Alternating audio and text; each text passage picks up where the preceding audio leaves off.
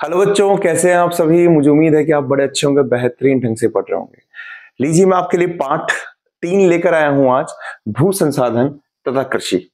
देखो, पाठ को पढ़ने से पहले हम एक बार इस चैप्टर को, इस बुक को देखें कि इसमें है क्या सर। अगर इस बुक का नाम देखें हम बेटा, तो हमारे पास में आता है कि सर बुक है भारत लोक अर्थव्यवस्था। ठीक है ना। अच्छा, इसमें पहला चैप्टर था भारत की जनसंख्या, जो कि कोई भी देश जनसंख्या से ही बनता है, रॉल्फ वॉल्डे इमर्सन साहब ने कहा है। फिर हमने पढ़ा मानव बस्ती। अब देखिए, जब मानव बस्ती जब बनेगी तो मानव बस्ती क्या करेगी, अपने, आप चीज को समझने की कोशिश कीजिएगा। मानव बस्ती क्या करेगी, अपने जीवन को सही बनाने के लिए आसपास के संसाधनों का उपयोग करेगी। यानी पानी का उपयोग कर रही है, मिट्टी का उपयोग कर रही है, पेड़ पौधों का उपयोग कर रही है, पशुओं को काम में ले रही है। तो यानी वो संसाधनों को काम लेगी। अब यहां पर बेटा हम यही पढ़ेंगे, संसाधन। एक इस वाले पाठ में पढ़ेंगे हम भू संसाधन यानी खेती के बारे में पढ़ेंगे, फिर हम पढ़ेंगे जल के बारे में पढ़ेंगे, और फिर हम पढ़ेंगे खनिज के बारे में पढ़ेंगे। यानी आपका पाठ बिल्कुल क्रम से चल रहा है। ऐसा नहीं है कि आप सोचे कि भाई किताब में अपनी मर्जी से दे दिया, नहीं, पूरा सीक्वेंस है। जनसंख्या, फिर बनाएगी बस्ती, फिर बस्ती का उपयोग करेगी संसाधनों को, पहले जमीन को करेगी, खेती को, फिर जल को, फिर खनिज को। ओके जी। तो आज हम पढ़ेंगे भू संसाधन, और भू संसाधन में हमारा जो मुख्य जो संसाधन के रूप में होगा वो होगा कृषि। लीजिए हम शुरू करते हैं। पहली बात तो संसाधन क्या होते हैं। अच्छा, ब्लूप्रिंट के हिसाब से बात कर ले। इस इकाई 3 में से आपके 4 चैप्टर शामिल है, जिसमें 6 प्रश्न आएंगे 14 अंक के। आपके पास अति लघुत्तरात्मक यानी 1 नंबर का क्वेश्चन 1 नंबर आएगा, लघुत्तरात्मक 1.5 नंबर के 2 प्रश्न आएंगे, दीर्घ यानी 3 नंबर के 2 प्रश्न आएंगे यहां से, और बड़े प्रश्न यहां से 1 आएगा। यानी 14 नंबर का पूरा मटेरियल आपके पास में हो चुका है। यानी ये प्रश्न, छोटे प्रश्न तो करना ही है हमको, बड़े प्रश्न भी यहां से आएंगे। अच्छा, आप छोटे प्रश्न करेंगे ना तो बड़े प्रश्न अपने आप हो जाएंगे बेटा, मजा आएगा बिल्कुल। आप देखिएगा संसाधन क्या होते हैं। पहली बात तो देखिए संसाधन का मतलब हम जानते हैं कि वो वस्तुएं जो मनुष्य के जीवन को सरल व सहज बनाती है। यानी वे वस्तुएं जिनका मनुष्य उपयोग करता है, जिनका मनुष्य उपयोग करता है, वो संसाधन कहलाते हैं। जिम्मरमैन एक साहब हैं, जिम्मरमैन, आप आगे पढ़ेंगे, वो ये कहते हैं कि अगर मान लीजिए कोई वस्तुएं हैं, वो मनुष्य क्या होता है, संसाधनों को बनाता है, और मनुष्य खुद भी संसाधन होता है। आज मैं किसी के काम आ रहा हूं तो मैं भी संसाधन हूं उस व्यक्ति के लिए। तो वे वस्तुएं जो मनुष्य के उपयोग में आती है उन्हें संसाधन कहते हैं। मनुष्य संसाधनों का निर्माता होता है, खुद भी संसाधन होता है। अब हम एक संसाधन पढ़ते हैं, भू उपयोग। हम जमीन के बारे में पढ़ रहे हैं। अब मुझे बताइए, आपके गांव, मान लीजिए गांव है, इस गांव की बात करें कि इस गांव का उपयोग कैसे, तो आप बोलेंगे सर उपयोग इस तरीके से हो सकता है कि भैया कुछ जमीन तो सर वन होंगे हमारे यहाँ पर, कुछ जमीन के अंदर सर यहाँ पर चारागाह भी हो सकते हैं सर, कुछ जमीन में यहाँ पर क्या होगी, खेती बाड़ी भी होगी। तो यही तो इसका उपयोग हुआ। यानी आपने उपयोग के आधार पर जमीन को बांट दिया। तो हम यहाँ पर पढ़ेंगे भू उपयोग का वर्गीकरण। बिल्कुल समझने वाली बात है, बिल्कुल आसान है। अब देखिए भू उपयोग का वर्गीकरण कैसे होता है। आज सैटेलाइट आ गए हैं, आज आप उपग्रहों के माध्यम से जानकारी इकट्ठी कर सकते हैं। लेकिन पहले क्या होता था, पहले ये होता था कि यहां पर जाने, मुझे उपयोग के लिए जाना है, आपको देखने के लिए जाना है, तो क्या होता था कि कुछ लोग गए, अपना कागज लेकर गए, कुछ भी पैमाना लेकर गए, और वो नाप कर आते हैं कि भैया हाँ सर वन है, इतने भाग पर है, चारागाह है, इतने भाग पर। मान लीजिए कोई ए व्यक्ति लेकर गया, इसको बी लेकर गया, इसको सी लेकर गया। अब जो ए लेकर गया, बी लेकर गया, सी लेकर गया, उन्होंने जो भी डाटा लेकर आए उनको जोड़ दिया और ये रिपोर्टिंग आ गई। अब ये क्या होता है बेटा, ये जो रिपोर्टिंग हो रही है ना, ये हो सकता है एग्जैक्ट भी आ जाए, या हो सकता है कम भी आ जाए, या हो सकता है थोड़ी ज्यादा भी आ जाए, क्योंकि वो मानवीय भूल हो सकती है, त्रुटि हो सकती है। तो भू उपयोग का वर्गीकरण कुल रिपोर्टिंग क्षेत्रफल के बराबर होता है, जो कि भौगोलिक क्षेत्र से अलग भी हो सकता है। अच्छा सर, चले हम समझ गए सर कि किसी जमीन के उपयोग के बारे में हम जानकारी इकट्ठी करके डाटा इकट्ठे करेंगे। अच्छा, ये करता कौन है, ये करती 2 एजेंसी करती है। पहली एजेंसी का नाम है भू राजस्व विभाग, और दूसरी है भारतीय सर्वेक्षण विभाग, जिसका मुख्यालय देहरादून में। भू राजस्व विभाग हर उसमें होता है, राज्य में होता है। जैसे हमारा कहां पर, राजस्थान अजमेर में है। ये क्या करता है, कुल रिपोर्टिंग पत्रों के आधार पर, कुल रिपोर्टिंग पत्रों के आधार पर भू उपयोग का डाटा इकट्ठा करता है ना, पत्रों के आधार पर। और मैंने आपको जैसे बताया कि ये वास्तविक क्षेत्रफल से, यानी जो वास्तविक डाटा होता है क्षेत्रफल से, बराबर भी हो सकता है, बराबर भी हो सकता है, या फिर कम भी हो सकता है, या फिर ज्यादा भी हो सकता है, कम ज्यादा हो सकता है। लेकिन बिल्कुल एग्जैक्ट निकालता है भारतीय सर्वेक्षण विभाग देहरादून में। अगर हमसे बात करें कि प्रशासनिक इकाइयों के बारे में जानकारी करना कि राजस्थान की सीमा कहां से कहां जा रही है, अगर मान लीजिए नक्शों के बारे में हम बात कर रहे हैं, इन सब के बारे में ये डाटा कौन जारी करता है? भारतीय सर्वेक्षण विभाग। यानी बिल्कुल सही जो डाटा होगा, भू उपयोग का जो बिल्कुल एग्जैक्ट डाटा होगा, वो भारतीय सर्वेक्षण विभाग के द्वारा जारी करता है, जो कुल क्षेत्रफल की बराबरी होता है ना। यानी इनके द्वारा जो डाटा निकाला जाता है वो वास्तविक होता है, तो ये खास बात आ गई। और ये होता है कुल रिपोर्टिंग पत्रों के आधार पर होता है, जो भी व्यक्ति लेकर आए ABCD सबको जोड़ दिया और वो उसका डाटा हो गया। अच्छा सर, आप हमें क्या पढ़ाएंगे सर? इस बुक में हम भू राजस्व विभाग के द्वारा डाटा को पढ़ेंगे। भारतीय सर्वेक्षण विभाग का तो आपका जो मानचित्र लग रहा है ना बेटा, कहीं दीवार पे देखना, वहां नीचे लिखा होगा भारतीय सर्वेक्षण विभाग द्वारा। ठीक है, लीजिए अब भू राजस्व विभाग द्वारा दिया गया डाटा पढ़ते हैं। भू राजस्व विभाग द्वारा अपनाया गया वर्गीकरण कितने हैं? 9 है। 9 या छोटे प्रश्न है, ये बड़े प्रश्न शुरू हो गए, यहां से बड़ा प्रश्न हो गया। 9 कैसे हैं? देखिए सर, मैं भू राजस्व विभाग में एजेंसी में काम करता हूं, मान लीजिए आप बच्चे मेरे साथ काम कर रहे हैं, हम गए देखने के लिए। हमने देखा कि सर ये कुछ पार्ट है जो वन के अधीन हो सकता है, मतलब वन है या ये क्षेत्र वन के अधीन हो सकता है, तो ये वनों के अधीन क्षेत्र हो गया। यानी वह क्षेत्र जहां पर वन है या विकसित किए जा सकते हैं उन्हें हम क्या कहेंगे? वन अधीन क्षेत्र कहेंगे। और आपको पता है 1952 की वन नीति के अनुसार हमारे कुल भाग पर 33% भाग पर वन होने चाहिए। इसलिए तो कहा कि कुल वन है जो एग्जैक्ट दिख रहे हैं और आगे विकसित किया जा सकता है, क्योंकि हमको 33% के आंकड़ों को छूना है। अच्छा सर, फिर हम सर कुछ भाग पर गए सर जहां पर मरुस्थल सा था, पहाड़ी इलाका था, या फिर मान लीजिए कोई खड्डा था, खाई थी, उसको किस में शामिल करेंगे? उसको शामिल कर लेंगे बंजर व्यर्थ भूमि में। क्यों सर? कि यह भूमि किसी भी तकनीक के माध्यम से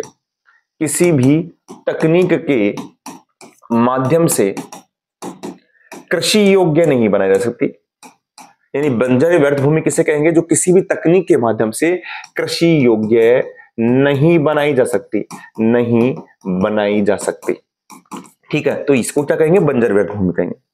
और तो काम ले सकते हैं आप इसे मान लीजिए कोई मकान बना लिया आपने या और किसी काम में ले लिया, लेकिन ऐसे आप इसको काम में नहीं ले सकते। अच्छा, गैर कृषि कार्य में प्रयुक्त भूमि कौन सी होगी सर? आप गए सर, आपके यहाँ पर मकान दिख रहे थे, घर में हम देखे मकान दिख रहे थे, आपने मंदिर भी देखा, वहां पर मान लीजिए मस्जिद थी, मस्जिद भी देखा, कोई विद्यालय भी देखा, तो ये खेती में तो काम नहीं आ रहा ना, तो ये गैर कृषि कार्य में तो काम आ रहा है। जो द्वितीयक काम में आ जाए, कोई फैक्ट्री देख लिया आपने जो तृतीयक कार्यों में आ रही है, वो इसमें शामिल कर ली। हमने सर हमारी जो बस्ती थी, हमारे जो खेत थे, इनके अलावा हमने कुछ भाग देखा था चारागाह थे बड़े, तो किसमें शामिल कर लिए? स्थायी चारागाह क्षेत्र में। हम आगे पढ़ेंगे, इन स्थायी चारागाह क्षेत्रों को हम क्या कहते हैं? साझा संपत्ति संसाधन भी कहते हैं, साझा संपत्ति संसाधन कहते हैं। मैं यहां से बड़े प्रश्न भी कर रहा हूं और छोटे प्रश्न भी कर रहा हूं। आप पूछे कैसे? वो ऐसे कि भू राजस्व का विभाग पूछ ले 9 वर्गीकरण, तो आपके पास आ गया, या यूं आ जाएगी ऐसी किसी भी तकनीक के माध्यम से जिस भूमि को कृषि योग्य नहीं बनाया जा सकता, उसे क्या कहेंगे? तो बंजर या व्यर्थ भूमि कह देंगे। 4 भाग हो गए। आगे देखिए, उपवन के अंतर्गत जहां पर आपने देखा होगा कोई बाग है, कोई बगीचा है, आजकल होते हैं जैसे आंवले के बाग होते हैं, वो सब इसमें शामिल करेंगे। अब ये सबसे मोस्ट है, तीनों बड़े मोस्ट हैं। वर्तमान प्रतिभूमि, पुरातन प्रतिभूमि, कृषि योग्य व्यर्थ भूमि। होगा क्या बेटा? आप खुद बताइए कि अगर हम बात करते हैं, हम खेती करते हैं, तो खेती करते हैं, जैसे मान लीजिए हम आगे पढ़ेंगे कि प्रकृति को भी खुद को सही होने के लिए या खुद को अपडेट होने के लिए समय की आवश्यकता होती है। तो भूमि भी ऐसी होती है, अगर आप उसको खुला छोड़ देंगे, खाली छोड़ देंगे, तो अपने आप सही हो जाएगी, उपजाऊ हो जाएगी। तो हम क्या करते हैं, अगर हम कृषि भूमि को, किसको? कृषि भूमि को क्या होने के लिए? उपजाऊ होने के लिए 1 वर्ष से, यानी 1 वर्ष तक खाली छोड़ते हैं या प्रति छोड़ते हैं, प्रति खाली एक बात होता है, तो उसे हम कहते हैं वर्तमान प्रतिभूमि। लेकिन अगर उसी भूमि को अगर आप उपजाऊ होने के लिए 1 वर्ष से 5 वर्ष तक खाली छोड़ते हैं, 5 वर्ष तक खाली छोड़ते हैं, प्रति छोड़ते हैं, तो वो हो जाएगी पुरातन प्रतिभूमि। और अगर उसी भूमि को आपने, कृषि भूमि को उपजाऊ होने के लिए आपने अगर 5 वर्ष से अधिक परती या खाली छोड़ा है, परती या फिर खाली छोड़ा है, तो उसे हम क्या कहेंगे? उसे कृषि योग्य व्यर्थ भूमि कहेंगे। क्या कहेंगे? कृषि योग्य व्यर्थ भूमि कहेंगे। ध्यान रखेंगे आप, 1 वर्ष से 5 वर्ष तक परती भूमि, 5 वर्ष से अधिक परती भूमि या खाली छोड़ा जाएगा इसके अंदर। समझ रहे हैं आप? अब आज के समय में आप देखेंगे जनसंख्या इतनी ज्यादा हो रही है तो हम 5 वर्ष तक खाली कहां छोड़ेंगे? तो हम तो यही कर पाते हैं, आगे हम पढ़ेंगे इसके बारे में। तो क्वेश्चन जरूर बनता है, वर्तमान परती भूमि 1 वर्ष तक खाली, पुरातन भूमि 1 से 5 और कृषि योग्य वर्ष भूमि 5 वर्ष से अधिक परती खाली। निवल बोया गया क्षेत्र बड़ा मोस्ट है, दोनों में कंफ्यूजन होता है। छोटा सा उदाहरण दूंगा, आपको समझ में आ जाएगा। मेरे पास में खेत है भैया जी सर, ये खेत सर मान लीजिए 2 बीघा का खेत है। अब मैं 2 बीघा पे मैं खेत है या बस भूमि है, अब मैं 2 बीघा पे तो खेती करूंगा नहीं। मान लीजिए मैंने 1 बीघा पर खेती कर ली, यहां पर 1 बीघा पर खेती कर ली, तो वह क्षेत्र जहां, या आप यहां समझ लेना, बहुत बड़ा कंफ्यूजन रहता है बच्चों को। वह क्षेत्र जहां फसल बोई व काटी जाती है, फसल बोई व काटी जाती है, उसे हम निवल बोया गया क्षेत्र कहते हैं। निवल बोया गया क्षेत्र कहते हैं। देख लीजिए निवल बोया गया क्षेत्र कितना हो गया? 1 बीघा हो गया। ओके जी। लेकिन सकल क्या होगा? अरे भैया मेरे पास में 1 बीघा पे खेती कर रहा हूं, लेकिन मैंने रबी में भी 1 बीघा कर ली, ओके सर, फिर जायद में भी 1 बीघा कर ली, और सॉरी खरीफ में भी, और जायद में मैंने आधा बीघा कर ली मान लीजिए, तो मेरे पास टोटल हो गई 2.5 बीघा। कितनी हो गई? 2.5 बीघा खेती हो गई। तो 2.5 बीघा जो मैंने फसल करी वो होगी सकल बोया गया क्षेत्र। यानी एक कृषि वर्ष में जितनी बार फसल की जाती है उसे हम सकल बोया गया क्षेत्र कहते हैं। अच्छा मुझे बताइए, निवल बोया गया क्षेत्र कुल भूमि के या तो बराबर होगा या उससे कम होगा, ज्यादा नहीं होगा ना, दिख रहा है ना आपको। लेकिन सकल बोया गया क्षेत्र, कुल भूमि तो 2 बीघा थी, आपने खेती कर ली 2.5 बीघा, तो ये कुल भूमि से ज्यादा हो सकता है। हमारे जो 9 वर्गीकरण बताए गए हैं उसमें निवल बोया गया क्षेत्र बताया गया है, सकल नहीं बताया गया है। ओके जी, ये याद कर लेना। अच्छा आगे देखते हैं हम, भारत में भूप्रयोग वर्गीकरण में क्या परिवर्तन आ रहा है? सब परिवर्तन तो आएगा ही आएगा। पहले हमने पढ़ा कि हमारी भूमि, हमारा जो देश कृषि प्रधान है, हमारी 75% जनसंख्या हमने पढ़ा था कृषि कार्यों में संलग्न है। लेकिन आज ऐसा है क्या? आज तो आप देखिए 68.8 पर आ गए हम। ग्रामीण जनसंख्या, तो ये अनुपात धीरे धीरे कम हो रहा है। तो क्यों कम हो रहा है? देखिए आप कि जनसंख्या का आकार बढ़ रहा है। अब बढ़ती जनसंख्या के दबाव बढ़ रहा है तो उसकी खाद्यान्न की पूर्ति के लिए तकनीक हो रही है, तकनीक पे अपन डिपेंड हो रहे हैं। तो हम सीमांत भूमि का भी उपयोग कर रहे हैं। जो बची हुई भूमि थी, हमने कहा कृषि योग्य व्यर्थ भूमि बात करी है, और हमने गैर कृषि कार्यों में भूमि बात करी, वो उसको भी काम ले रहे हैं। यानी बढ़ती जनसंख्या के दबाव के कारण एवं बढ़ते तकनीकी स्तर के कारण सीमांत भूमि भी काम में ली जाती है। ओके जी। अर्थव्यवस्था का संरचना, बिल्कुल सर, पहले हमारी प्राथमिक पर डिपेंड थे, तब हमारी अर्थव्यवस्था प्राथमिक पर थी। लेकिन जैसे जैसे हमारी अर्थव्यवस्था में द्वितीयक, तृतीयक, चतुर्थक कार्यों में हमारी निर्भरता बढ़ रही है, तो हम गैर कृषि कार्यों में भूमि काम में ले रहे हैं। समझ रहे आप? जैसे जैसे हमारी अर्थव्यवस्था, हम धीरे धीरे विकसित हो जाएंगे, और तो हमारी कृषि पर निर्भरता और कम हो जाएगी। हम कृषि को और खाद्यान्न को आयात कर लेंगे। तो इसमें समझ क्या रहे हैं कि जनसंख्या का आकार है वो भी हमारे भू उपयोग में परिवर्तन कर रहा है। बढ़ते दबाव के कारण हम उसको गैर कृषि कार्यों में काम ले रहे हैं। अर्थव्यवस्था की संरचना में प्रभावित कर रही है। और एक खास बात, समय के साथ में क्या हो रहा है कि कृषि पर हमारी जो निर्भरता है, कृषि पर जो हमारी निर्भरता है वो धीरे धीरे घट रही है। मतलब चाहे हम कितना ही हो जाए, लेकिन खाद्यान्न तो खाएंगे ना, पेट में खाद्यान्न तो खाएंगे, तो कृषि पर निर्भरता तो धीरे धीरे कम हो रही है। लेकिन जीडीपी के अंदर जो कृषि का योगदान था वो तेजी से घट रहा है। समझ रहे हैं आप कि कृषि पर निर्भरता, मैं किसान नहीं हूं, लेकिन क्या मेरी कृषि पर निर्भरता नहीं है? क्या है सर। लेकिन जीडीपी के अंदर किसान के जो योगदान दे रहा है वो धीरे धीरे कम हो रहा है। तो वो तेजी से कम हो रहा है। तो ये सब क्या है? भूप्रयोग परिवर्तन है। ये काफी मोस्ट है, इसको देख लीजिएगा, बड़े क्वेश्चन में आता है, लघुत्राक में आता है। 1950-51 से 14-15 तक भूप्रयोग में परिवर्तन, कुछ क्षेत्र में वृद्धि हो रही है और कुछ में कमी हो रही है। बिल्कुल आसान है, समझिएगा आप। वृद्धि किसमें होगी? सर वन क्षेत्र हमने कहा था 33% होनी चाहिए, है नहीं है, तो बढ़ाओ ना, कौन मना कर रहा है? वृद्धि हो गई, क्या दिक्कत आ रही है? अच्छा सर, वन क्षेत्र में वृद्धि हो गई। अच्छा सर, गैर कृषि कार्यों में संलग्न भूमि, हमारे पास में जनसंख्या बढ़ रही है तो हमको क्या होगा? द्वितीयक तृतीयक कार्य भी कर रहे हैं, तकनीक का काम भी हो रहा है। जो भी हमने पढ़ा था यहाँ पर कि तकनीक में परिवर्तन हो रहा है, तकनीक स्तर पर हम सीमांत भूमि का उपयोग कर रहे हैं, तो यहाँ पर क्या हो जाएगा? आपके पास में गैर कृषि कार्यों में संलग्न भूमि बढ़ जाएगी। अच्छा, अब हमारे पास में भूमि तो इतनी बची जहां पर खेती करनी, कम करनी, तो उसमें उत्पादन बढ़ाना है। तो हम वर्तमान थी, पुरातन थी और कृषि योग्य व्यर्थ भूमि थी, तो केवल वर्तमान प्रति भूमि को बढ़ाएंगे हम। अच्छा, निवल बोए गए क्षेत्र भी करना है क्योंकि हमको खाद्यान्न चाहिए सर, कैसे भी खाद्यान्न चाहिए, तो इसको भी बढ़ाना पड़ेगा आपको। आपके पास भूमि कितनी है, 2 बीघा थी अभी और आप 1 बीघा पर खेती कर रहे हैं, नहीं काम नहीं चलेगा, आपको ज्यादा भी खेती करनी पड़ेगी, तो ये भी बढ़ रहा है। कम क्या हो रहा है, आप देखिए, आप जब वन क्षेत्र को आप बढ़ा रहे हैं तो जो बंजर व्यर्थ भूमि थी, जो बंजर व्यर्थ भूमि थी उसको भी आप कहां ले लेंगे, गैर कृषि कार्यों में ले लेंगे आप, है ना। जो पहाड़ था, कोई तालाब था, उसको भी किसमें काम ले रहे हैं हम, कृषि गैर कृषि कार्यों में ले रहे हैं। अच्छा, वर्तमान प्रति भूमि बढ़ा रहे हैं तो कृषि योग्य व्यर्थ भूमि जो 5 साल से ज्यादा खाली छोड़ जाती थी वो कहां बचेगी, वो भी कम हो जाएगी सर। यानी ये बढ़ रहा है और ये कम हो रहा है। फसल वृक्षों के अधीन क्षेत्र, जब आपके पास में निवल बोए गए क्षेत्र बढ़ाना है, आपको वर्तमान प्रति भूमि बढ़ानी है, तो फसलों के लिए जो आप उपवन वाला क्षेत्र था उसको आप क्या कर देंगे, कम कर देंगे। और चारागाह क्षेत्र तो एक ऐसा होता है जहां पर आपको क्या बनते हैं, वहीं पर आप वित्तक क्रियाओं के लिए काम लेते हैं, वहीं पर आप खेती के लिए काम लेंगे, तो चारागाह क्षेत्र भी धीरे धीरे कम हो रहा है। ठीक है, अब देखिए, भूमि के स्वामित्व के आधार पर भूमि को 2 भागों में बांटा गया, स्वामित्व के आधार पर। देखिए, कुछ संपत्ति ऐसी होती है जिसपे किसी व्यक्ति का अधिकार होता है, किसी संस्था निजी व्यक्ति का अधिकार होता है, उसे हम निजी संपत्ति संसाधन कहते हैं। लेकिन हमारे गांव में अगर आप देखेंगे या आप कस्बों में देखेंगे, वहां पर ऐसी संपत्ति होती है जिसपे किसी पंचायत का अधिकार होता है, सरकार का अधिकार होता है। जैसे गांव की भूमि हो गई, मंदिर की भूमि हो गई, चारागाह हो गया, वो सबका संसाधन है। तो क्या हो गया, उसे हम कहेंगे साझा संपत्ति संसाधन। यही मोस्ट है, यही पढ़ना है। यानी इसमें भूमि का स्वामित्व राज्य के अधीन होता है, या फिर हम पंचायत के अधीन भी मान सकते हैं, पंचायत के अधीन मान सकते हैं। ये काम क्या आते हैं सर, जैसे मैं चारागाह का उदाहरण ले लूं, काम क्या आएंगे सर, अरे काम भैया उनके आएंगे जो भूमिहीन किसान है।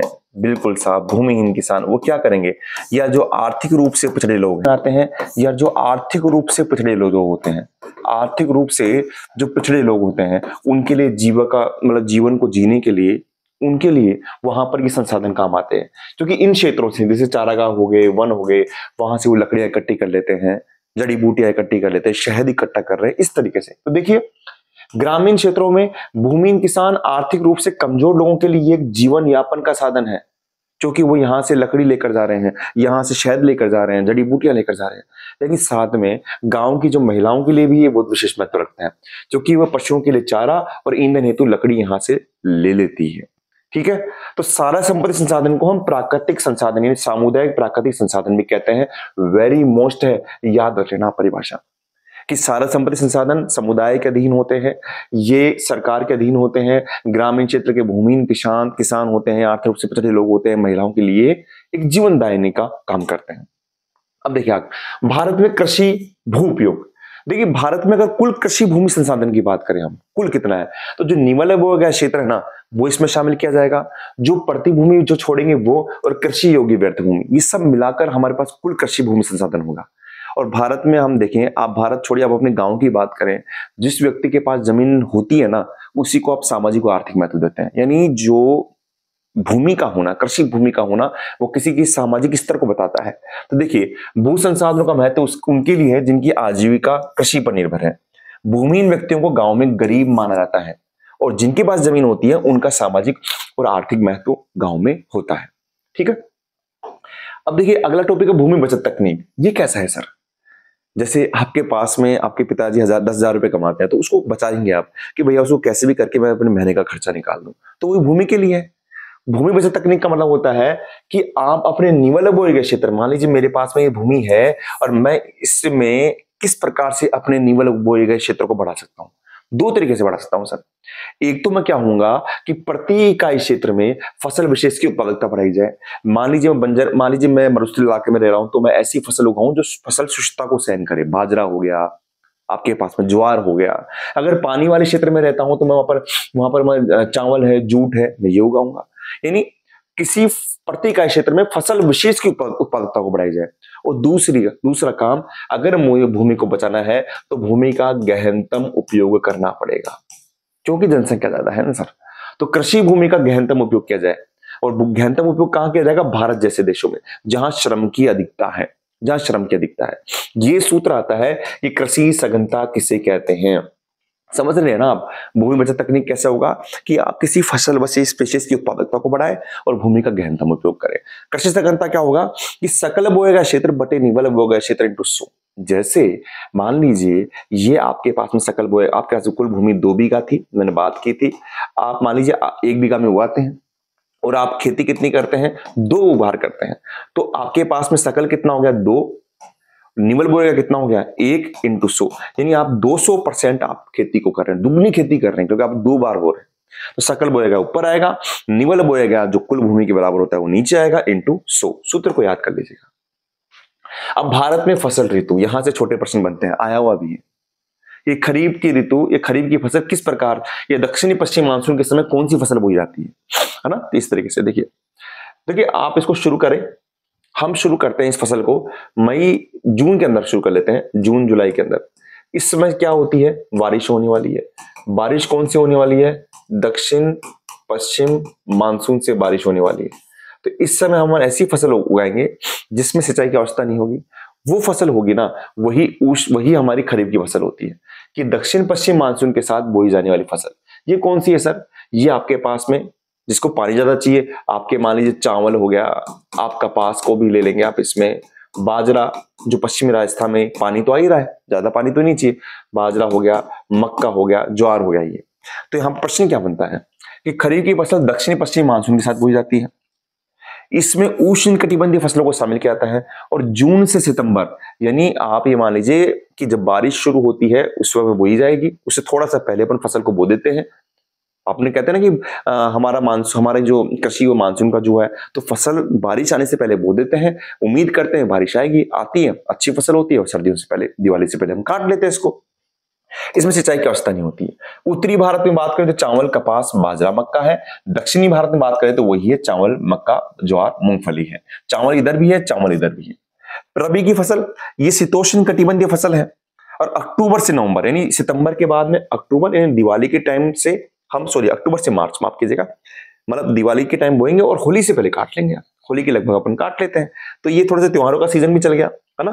तो सिंचाई की आवश्यकता इसमें होती है, जो कि शीतोष्ण कटिबंधीय मानसून में बारिश नहीं होती है, यहां पर सिंचाई की आवश्यकता होती है। बिल्कुल आराम से याद करना। क्वेश्चन आया हुआ है कि दक्षिणी पश्चिम मानसून के समय कौन सी फसल बोई जाती है, तो खरीफ की फसल।